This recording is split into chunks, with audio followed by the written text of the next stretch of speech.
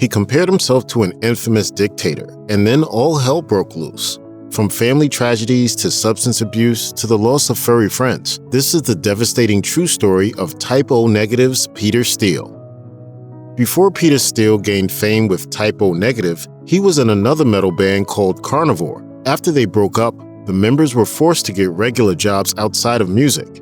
In his time between Carnivore and Type O Negative, Steele went to work for the New York City Parks Department. According to Monty Connor, former vice president of A&R for Roadrunner Records, this was actually the time that Steele was at his happiest. As he explained to Revolver magazine, he liked being at home, he liked his routine, and he really liked working for the Parks Department. Pete was like the Jolly Green Giant. You can picture him going through the park doing his thing, saying hello to all the old ladies, and probably bringing bagels for the homeless. Steele was still making music while working his day job, but he wasn't interested in touring. He resisted for long enough that it became a source of conflict within Type O Negative, even causing their drummer to leave the band. Ultimately, Steele was convinced to go on tour, thus forcing him to quit a job that he loved.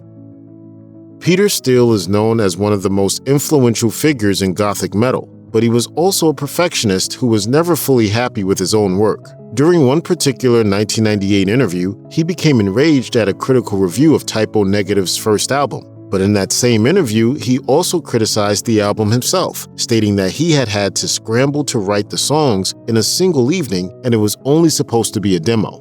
Monty Connor, who first signed Type O Negative, has described Steele and his bandmates as geniuses who created a masterpiece with their 1993 album Bloody Kisses. But he also noted that Steele's perfectionism was the most frustrating part of working with him. As he noted to Revolver magazine, Peter was extremely picky about the entire presentation of the band, from the album covers to the sayings on there. Pete was obsessed with the color green and having green on all the covers, and it had to be the right green. Peter would literally spend hours looking through hundreds of different shades of green until he found the one he wanted. Certain people take different messages, from they see things and they think that that's the way it is, so. Type O Negative's lyrics could be controversial, and the humor underneath the dark imagery was often misinterpreted, but it was one of Peter Steele's off-stage comments that led to the most controversy.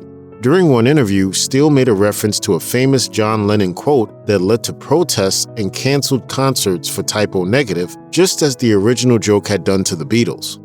In the original interview, Lennon quipped that the Beatles were more popular than Jesus, which set off a wave of protests in 1966. Then during a tour of Europe in the 90s, Steele described Type O Negative as more popular in Germany than Adolf Hitler. The comment was intended to be a joke, but it ended up being misinterpreted as a genuine endorsement of fascism. There were protests and the band's label received bomb threats. Steele later admitted that he was anxious to go back to Europe after the experience, but that it was important to him to set the record straight. As he put it during a 1998 interview, "I want to show people that I'm not really who they think I am. We're just here to play lousy music." If it doesn't upset people, it's not rock music.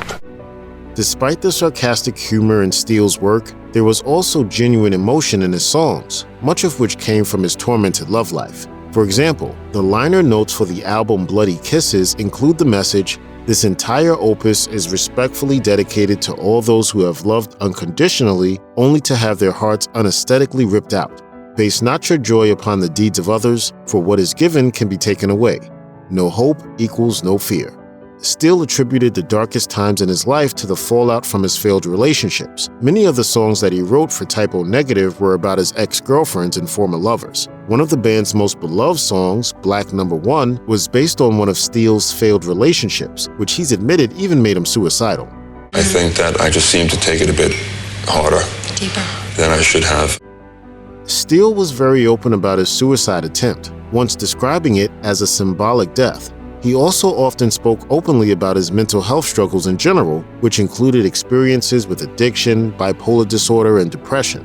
In an interview with the radio station KNAC, he said that about 1 out of every 3 days was a good one for him, and he often only got out of bed in the mornings to care for his 5 beloved cats. And in another interview, he declared, "I think that life is pretty much a waste of time."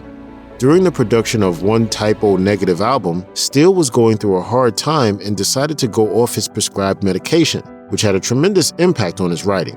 On his more depressive days, he would write extremely long, somber songs, while on his more manic days, he would write what he referred to as a frenzy of songs.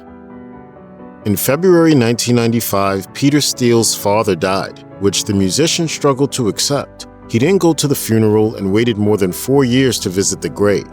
Losing his father also led him to develop what he called an obsession with death and loss. His father's illness and passing inspired some of Steele's darkest and most personal work.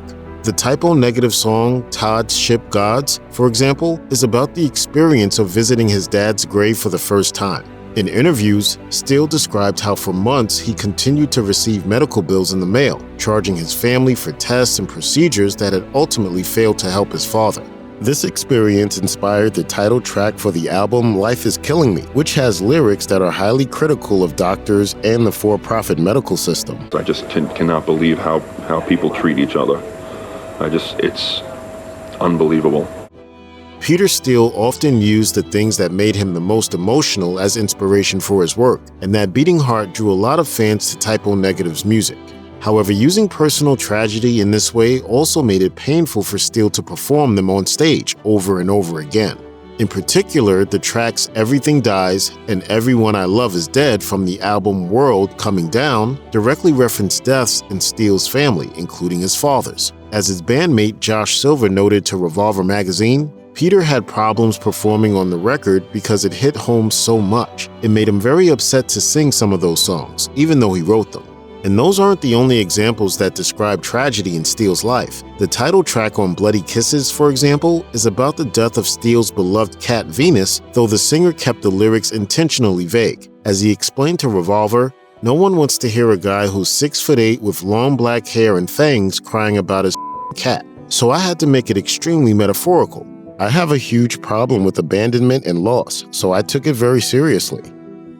Peter Steele's tragedies weren't just about the loss of his loved ones, as he also had plenty of personal individual struggles like his issues with alcohol and cocaine. In a 2008 interview with Metal Hammer, he described them as part of a pattern of self-destructive behavior that also included wearing provocative clothing to provoke fights and putting signs outside his house encouraging intruders into his unlocked home. Steele didn't start experimenting with drugs until he was 35 years old, after Typo Negative had already found success. In an interview with Revolver, he described how risky his drug use while touring was, as people were always offering him substances and he couldn't guarantee that it was from a safe source. His bandmate Kenny Hickey noted how Steele's addiction was accompanied by serious depression that stopped him from doing the things he enjoyed and made his work despondent. As Steele put it to Blabbermouth in 2007, "It's hurt me. It's hurt my friends and family, and it's hurting the band, my reputation. Fortunately, I feel like I have a second chance, and maybe I can make amends by saying to the fans, don't try it." What do you want to be remembered as? What do I want to be remembered as? Someone who has helped people through hard times. After his father's death, Steele turned to drugs to cope. In the moment, it felt great and he believed that he was immortal, but in reality, he was out of control. Soon enough, his family decided to step in to help, but to Steele, it felt like a betrayal. The singer didn't believe that his family was acting altruistically when they forced him into treatment, and he also felt that they didn't have the right to take the choice away from him. They took him from his home on Christmas Eve and brought him to a psychiatric facility against his will. He then found himself in jail and then rehab.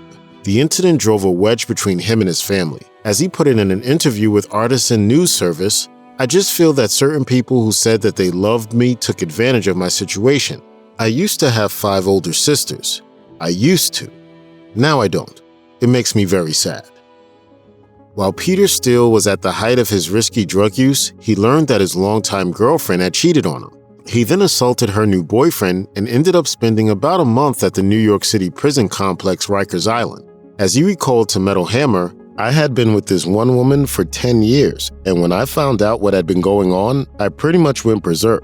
When I found out about her and her boyfriend, I knocked on their door at 5 in the morning and smacked the guy in the face." Steele ultimately never had any trouble with his fellow inmates. Instead, it was the total lack of privacy and the guards' complete control over him that made his time at Rikers difficult.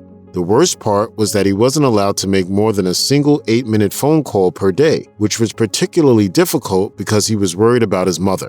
As he put it in an interview with Artisan News Service, "The worst thing that the system could ever have done was to send me to jail. What else do you have to do with your time but to speak to other criminals? Now I'm just wanting to become a better criminal." Peter Steele's struggles with mental illness and coping with the aftermath of his father's death lasted for years, but after Type O Negative's 2009 tour, it seemed like things were looking up. He was sober and excited to make more music, and he was hopeful about the future. But then suddenly, he was gone.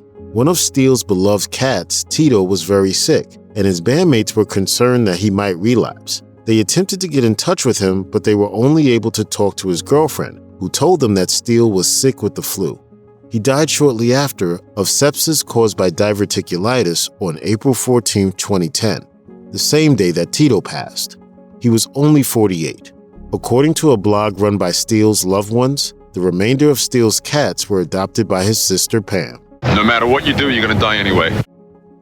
If you or anyone you know is having suicidal thoughts, please call the National Suicide Prevention Lifeline by dialing 988 or by calling 1-800-273-TALK 8255.